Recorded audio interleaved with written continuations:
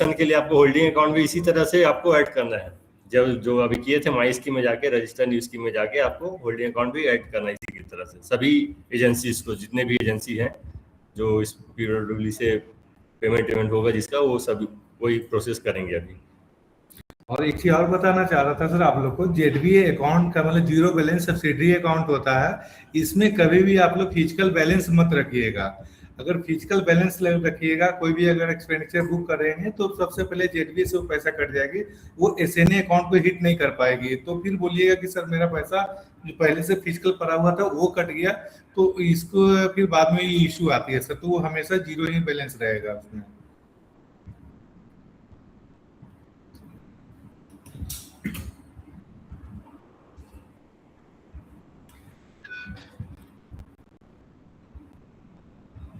तो ये सर, ये एजेंसी रजिस्ट्रेशन का जो प्रोसेस था आपका, रजिस्ट्रेशन जो था, रजिस्ट्रेशन न्यू स्कीम जो था ऐड करने का, ये प्रोसेस आपका यहाँ से हो गया? जो भी जिले वाइज है उन लोग का करने का जो प्रोसेस था आप लोग के स्तर पे।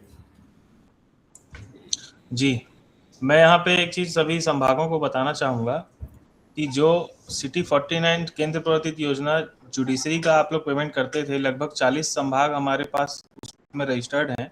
वो सारे डिवीज़न के पास एक एडमिन आईडी है जो सिटी कोड से स्टार्ट होता है। वो सारे डिवीज़न, जैसा मिथिलेश सर ने बताया, रजिस्टर न्यू स्कीम में जाके आप यहाँ पे अपना नया इंडियन ओवरसीज़ का जो जेडबीए अकाउंट है वो ऐड कर सकते हैं। वो ऐड करने के बाद वो रिक्वेस्ट आएगी हमारे ईएनसी की जो आईडी है उसमें, उस आईडी से उसको अप्रूव करने के लिए मेरे को वो डिटेल लगेगी जो हमने आपसे मांगी थी, जो प्रपत्र हमने भेजा था, वो आप भर के देंगे तो उसको हम वेरीफाई करके उसको अप्रूव कर देंगे। जैसे वो अप्रूव होगा आप अपना होल्डिंग बैंक अकाउंट ऐड कर सकते हैं। जब वो होल्डिंग अकाउंट ऐड हो जाएगा फिर वो बैंक वैलिडेट होगा और उसके बाद उसकी डिटेल चेक करके उसको भी हम यहाँ से अप्रूव कर देंगे। ये हो गई उन एजेंसी की बात जो ऑलरेडी रजिस्टर्ड हैं। लगभग 40 एजेंसी रजिस्टर्ड है हमारे पास, और उसका सिटी कोड हमने अकाउंट ओपनिंग का जो लेटर था उसके साथ लगाया था, आप चेक कर सकते हैं। आप उस आईडी से लॉगिन करके अपने अकाउंट को मैप कर सकते हैं और हमको इन्फॉर्म कर सकते हैं, हम यहाँ से उसको अप्रूव कर देंगे। जो बचे हुए 20 एजेंसी हैं उसमें एनएच है तो 5 एनएच के संभाग हैं जो जिसका काम अभी शासकीय स्कीम के अंतर्गत नहीं है। बचे 15 संभाग, वो सारे संभाग जिसकी एजेंसी रजिस्टर्ड नहीं है वो प्रपत्र ब हमको भर के दे देंगे, तो हम उसकी एजेंसी की रजिस्ट्रेशन खुद करेंगे यहाँ से एजेंसी ऑफिस से। रजिस्ट्रेशन होने के बाद उनके ईमेल आईडी पे एक मेल जाएगा, उस मेल पे आईडी रहेगा और पासवर्ड रहेगा और उसमें आपके अकाउंट ऑलरेडी ऐड रहेंगे, आपको उसमें कुछ नहीं करना है। तो यहाँ तक का सभी डिवीजन को क्लियर हो गया होगा। अनिल सर, एक बार एक चीज है, आप अपना यूनिकोड सभी लोग को बता दीजिए, क्योंकि वो फंडिंग एजेंसी में यूनिकोड से भी आपको एजेंसी सर्च कर लेंगे तो ज्यादा बेस्ट होगी सर।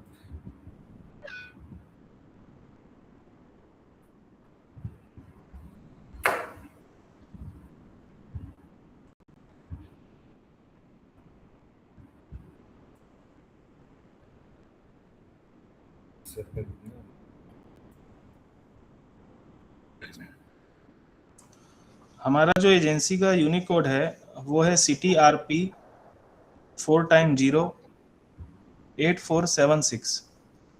जब आप वहाँ पे थर्ड ऑप्शन सेलेक्ट करेंगे रिसीव फंड फ्रॉम, तो आपको वहाँ यूनिक कोड डालने के लिए नहीं बोलेगा, वहाँ पे नाम सेलेक्ट करने बोलेगा, तो आप इंजीनियर इन चीफ सेलेक्ट कीजिएगा। बाई चांस अगर वो एजेंसी कोड डालने बोलेगा तब आप CTRP 4x08476 डालिएगा और कंपोनेंट में आपको सिर्फ फर्स्ट वाला पार्ट 1 ही सेलेक्ट करना है, बाकी जो कंपोनेंट है वो आपको सेलेक्ट नहीं करना है। सेलेक्ट करके सेव कर देंगे, कोई भी इसमें गलती नहीं करेंगे वरना फिर पेमेंट के समय बहुत प्रॉब्लम जाएगी आपको। सर अभी फिलहाल में होल्डिंग अकाउंट को ऐड नहीं करना है ना? ये जब अकाउंट अप्रूव हो जाएगा देन उसके बाद आप होल्डिंग अकाउंट ऐड कर लीजिएगा सर। Okay, thank you. जैसे फर्स्ट टाइम ये एजेंसी वाला ऐड कीजिएगा, देन उसके बाद फिर होल्डिंग ये अप्रूव हो जाएगा, फिर होल्डिंग अकाउंट ऐड कर लीजिएगा आप। Okay sir, thank you. उसका भी सेम प्रोसेस होगा सर। माई स्कीम में जाइएगा, ठीक है, मैनेज में चले जाइएगा या फिर रजिस्टर न्यू स्कीम में भी आ जाता है। यहाँ से फिर से रजिस्टर न्यू स्कीम में जाएंगे, या फिर माई स्कीम में रजिस्टर न्यू स्कीम में दिख रहा है, वहां से भी जा सकते हैं। यहाँ पे सिलेक्ट स्कीम पे क्लिक करेंगे और जिस स्कीम के लिए करना चाहते हैं वो स्कीम हम वो डालेंगे। तो आपका सिटी 402 है, तो 402 डाल करके यहाँ पे सर्च करेंगे। सर्च करने के बाद सर वो स्कीम नेम एंड कोड के साथ ही यहाँ पर रिफ्लेक्ट होगी, इसको देन सिलेक्ट कर लेना है। और कभी भी आप लोग I will receive fund from directly central government या फिर स्टेट गवर्नमेंट, ये सब नहीं करना है। आपको सिर्फ करना है I will fund receive from this agency, इसी पे क्लिक करेंगे। ठीक है, सबसे लास्ट रेडियो बटन है आपका।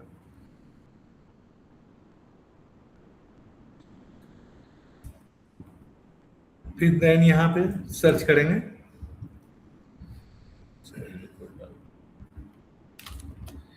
सर एक बार यूनिकोड फिर से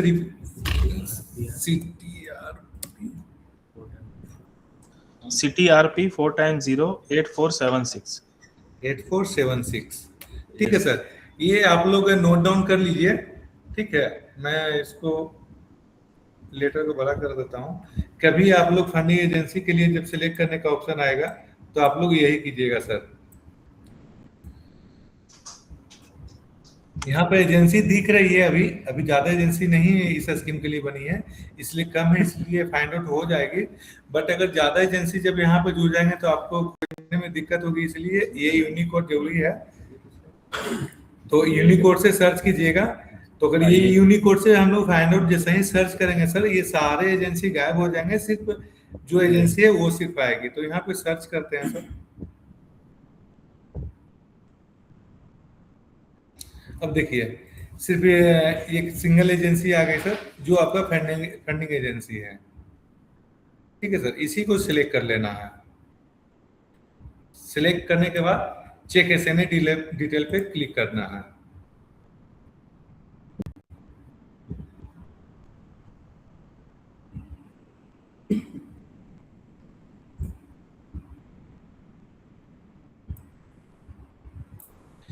यहाँ पे देखिए एजेंट अकाउंट टाइप जो पूछ रहा है, एसएनए है, और जीरो बैलेंस सब्सिडरी अकाउंट है, होल्डिंग अकाउंट है, और parent zero balance subsidiary account है। मगर अभी जो जैसे सर से मेरी बात हुई है, वो लोग जीरो बैलेंस सब्सिडरी अकाउंट ही रखेंगे, पेरेंट अकाउंट को सिलेक्ट करके आगे ये लोग नहीं बढ़ रहे हैं।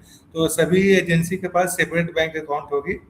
ठीक है सर, और जिनका अगर बैंक अकाउंट खुल गया है वो लोग खुलवा लेंगे, खुल गया वो उनको खुलवाने की जरूरत नहीं है, जो नहीं खुला वो लोग खुलवा लेंगे सर।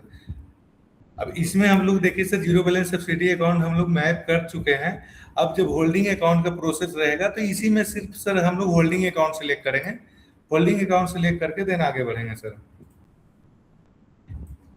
क्योंकि जहां पे डिडक्शन होगी सर वहां पे दो अकाउंट हो गए, एक तो जीरो बैलेंस सब्सिडी अकाउंट, एक होल्डिंग अकाउंट सर। और सेम प्रोसेस वो रहेगा सर, यहाँ पर बैंक का रहेगा, फिर ब्रांच रहेगा, फिर अकाउंट नंबर डालिएगा, फिर एज पर बैंक नेम जो अकाउंट खुला है, और कंपोनेंट सेलेक्ट करके देन सेव कर दीजिएगा, तो वो भी इसी तरह से सेव हो जाएगी। फिर माई स्कीम मैनेज में जब जाके देखिएगा तो वहां पे वो रिफ्लेक्ट होने लगेगी। जैसे अभी जीरो बैलेंस सब्सिडी अकाउंट हम लोग मैप किए थे और रिफ्लेक्ट हो रही थी सर।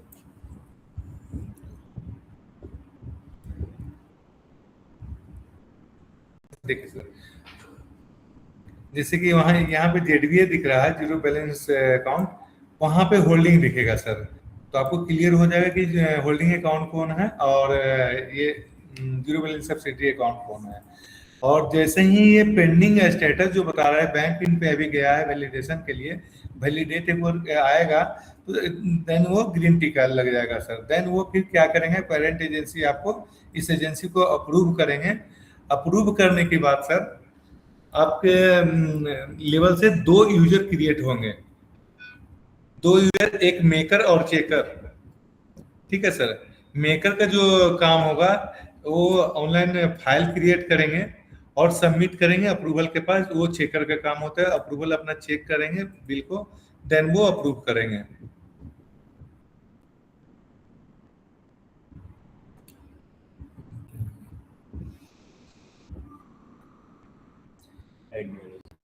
यहाँ पे जाएंगे, ऐड न्यू पे जाएंगे। जैसे ही ऐड न्यू पे जाएंगे सर, यहाँ पे यूजर क्रिएट का ऑप्शन देगा। जब एजेंसी अप्रूव हो जाएगी देन उसके बाद का ये प्रोसेस है सर।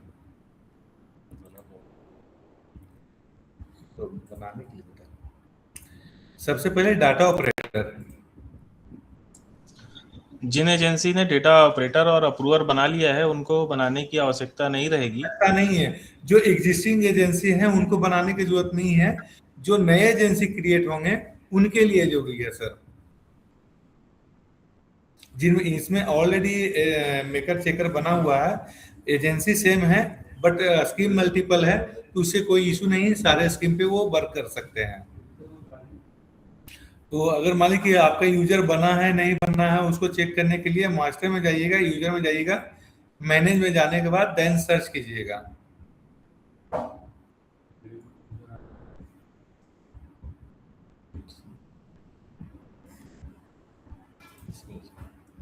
यहाँ पे डायरेक्ट सर्च कर दीजिएगा।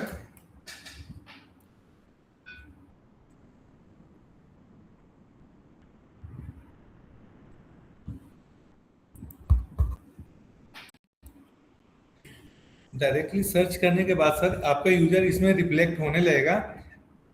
इसमें यूजर टाइप दिख रहा है सर, जैसे कि इनके लेवल में ना ऑलरेडी डीओ बना हुआ है एक एजेंसी डीओ का मतलब डाटा ऑपरेटर, लास्ट का 2 डिजिट है ना, उससे पता चल जाएगा सर कि आपका डाटा ऑपरेटर है या अप्रूवर है। और जिसमें एडीएम लगा हुआ है मतलब वो एडमिन एजेंसी है। और जिनका नया एजेंसी बनेगा वो अप्रूव होगा तो देन वो नया यूजर क्रिएट करेंगे ऑपरेटर, अगर नहीं है तो जिनका एजेंसी नहीं बना उसके लिए। तो जिसमें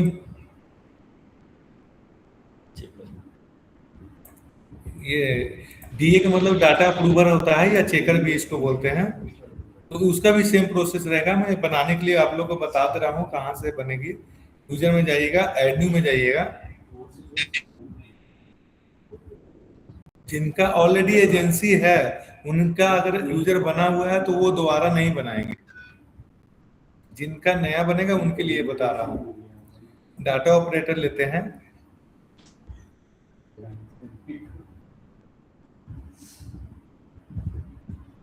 इसमें सर जो भी डाटा ऑपरेटर बनेंगे उनका first name, last name, mail ID, phone number, mobile number और लॉगिन आईडी अपने खुद से डालेंगे सर।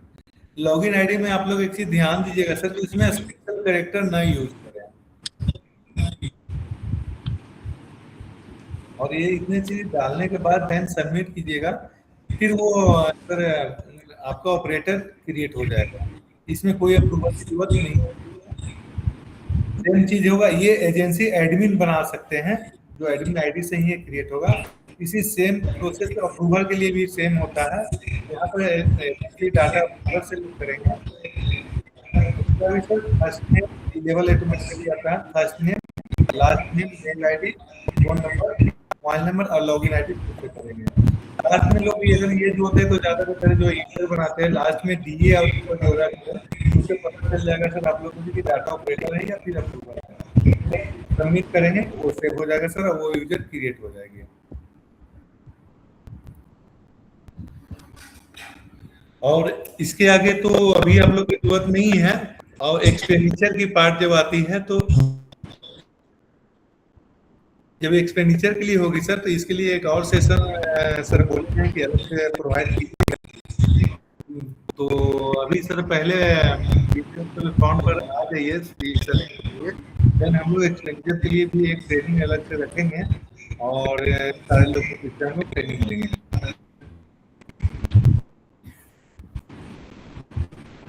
ये तो आप लोग का अकाउंट ऐड करने का जो था प्रोसेस वो बता दिया गया, और डेटा ऑपरेटर और अप्रूवल बनाने का भी प्रोसेस बता दिया गया। अब आप लोग को एक बता देता हूँ, डीएससी जो इंस्टॉल करना है आप लोग ये नोट कर लीजिएगा। आप लोग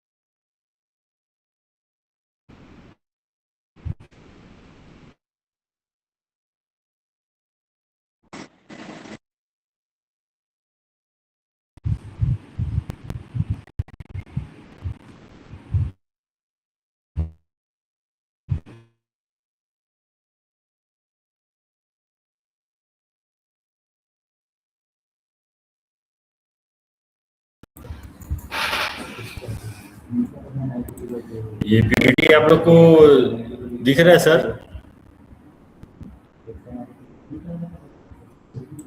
दिख रहा है ना? सर नहीं दिख रहा है। नहीं दिख रहा है? दिख रहा है सर।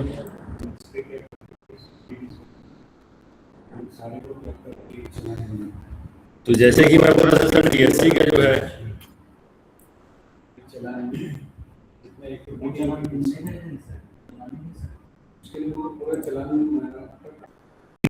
नहीं दिख रहा है।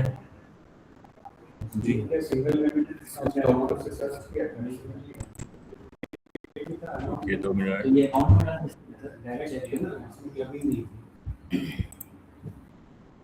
ये चेक के थ्रू का मोड सर इसी डायरेक्ट अकाउंट में गया। अब सो रहा है सर? दिख रहा है सर। यहाँ शो नहीं हो रहा सर। गांव से बोलो।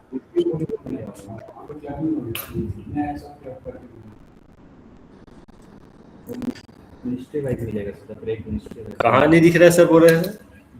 पत्थल गांव सर। अच्छा, बाकी जिला में दिख रहा है कि नहीं दिख रहा है सर? दिख रहा है सर बाकी जगह। अच्छा, दिख रहा है ना। नेटवर्किंग इशू हो सकता है, पर ये पीपीटी में हो सकता है, शेयर कर दूंगा आप लोगों को, अभी आप समझ लीजिएगा। जी सर। सबसे पहले ये जो पेमेंट का जो प्रोसेस रहेगा, आप लोग को पीपीए मोड होता है और एक डीएससी मोड होता है सर। तो बैंक का जो है, इंडियन ओवरसीज बैंक जो है, वो सभी डिस्ट्रिक्ट में इसका ब्रांच है नहीं, इसलिए इन लोगों ने अभी डीएससी के थ्रू पेमेंट करने का प्रोसेस किया है। तो इसको डीएससी जो है सर, पर सबसे पहले आप लोग अपने अपने स्तर पे जो भी अप्रूवल होंगे उनका डीएससी बना लीजिएगा। डीएससी एक पेन ड्राइव होता है, डीएससी चेक बनता है वो, और डीएससी बना लीजिएगा। एंड देन उसके बाद आप डीएससी इंस्टॉलेशन के लिए सबसे पहले एक चेकर आईडी होती है सर, जो आप लोग की चेकर आईडी होनी है, उसमें चेकर आईडी ओपन करिएगा। वहाँ चेकर आईडी में सबसे पहले आप लोग आएंगे, जैसे तो मास्टर, ये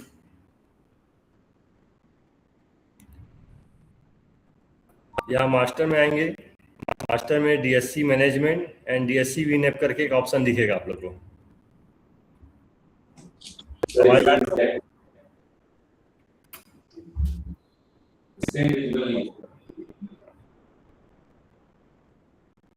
इसमें सबसे पहले सर आप लोग ने ये यहाँ देखिए, डाउनलोड डीएससी विंडो एप्लीकेशन करके दिख रहा है ऑप्शन। हाइपरलिंक जो दिख रहा है आप लोग को यहाँ पे, डाउनलोड डीएससी विंडो एप्लीकेशन करके वर्जन 1.0 1.4 करके एक वर्जन दिख रहा है नया जो है, ये डाउनलोड कर लीजिएगा सर। सबसे पहले डीएससी इंस्टॉल करने के जैसे जाएंगे आप लोग, तो इसको इंस्टॉल कर लीजिएगा। देन इंस्टॉल करेंगे ना आप लोग, तो आपके कंट्रोल पैनल में दिखने लगेगा ये फीचर्स में, आपको प्रोग्राम एंड फीचर्स में जाएंगे।